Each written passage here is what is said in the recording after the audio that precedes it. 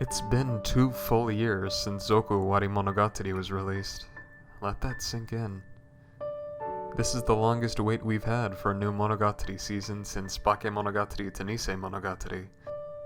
All of us Monogatari fans are starving for new content, which is why I'm here today to talk about the Monogatari Off season. Before we get started, there are 2 things to go over. What is the Monogatari series off season, and are we going to get it at all? First, the off-season is a collection of stories, somewhat similar to Koyomi Monogatari, that help to expand the world a bit and see what the characters are doing a little later in the timeline. But the pressing question is whether or not we'll even see the off-season animated. To answer that question bluntly, yes. Studio Shaft has confirmed that they're working on the off-season anime. Presumably they'll work on Monster Season 2, which is the saga after off-season. And now to give a little overview of it. A short summary of the arcs to get you interested and excited. My personal favorite arc is the one about hitting the subscribe button for new videos every Tuesday at 12:30 PM EST.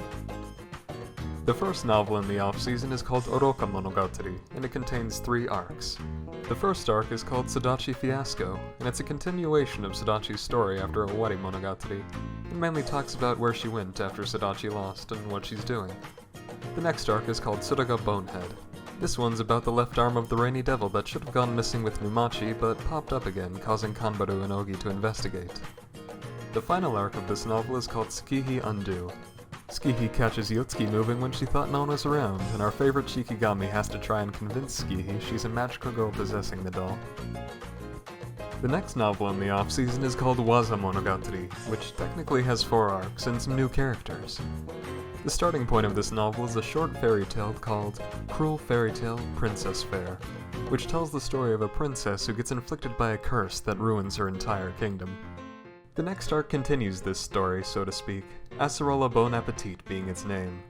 In this arc, a new character is introduced, Deathtopia Virtuoso Suicide Master.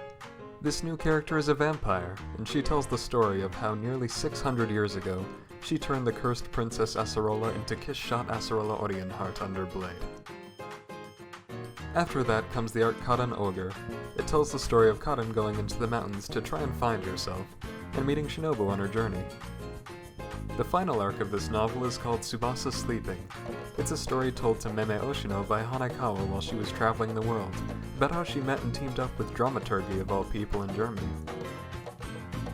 After this comes the third novel in the off-season, Nare Monogatari, which, unlike the others, only has 1 arc, Nautical Draw. This one is a story about Nadeko, a bit of a closing arc for her. Yotsuki helps Nadeko create copies of herself to help with the manga making process, but something seems to go wrong. I haven't read these novels yet, so even I'm not sure what happened, but it does seem interesting. The final novel in the off-season is Musubi Monogatari, once again having 4 arcs and introducing some new characters.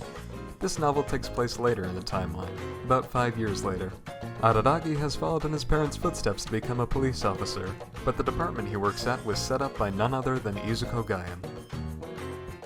The first arc is called Zenka Mermaid, about Araragi working with a half-mermaid named Zenka Zo to investigate a drowning case at a river.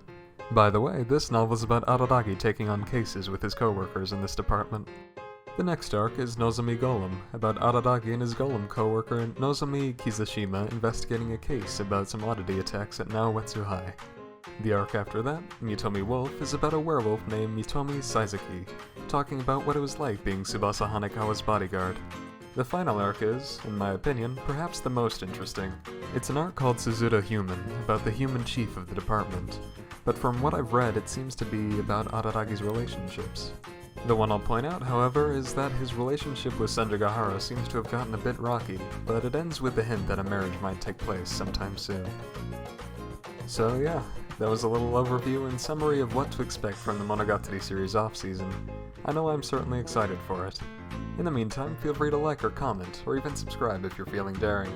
I've been your host, Gavin, here at Hitagi's Table, and I'll see y'all some other time.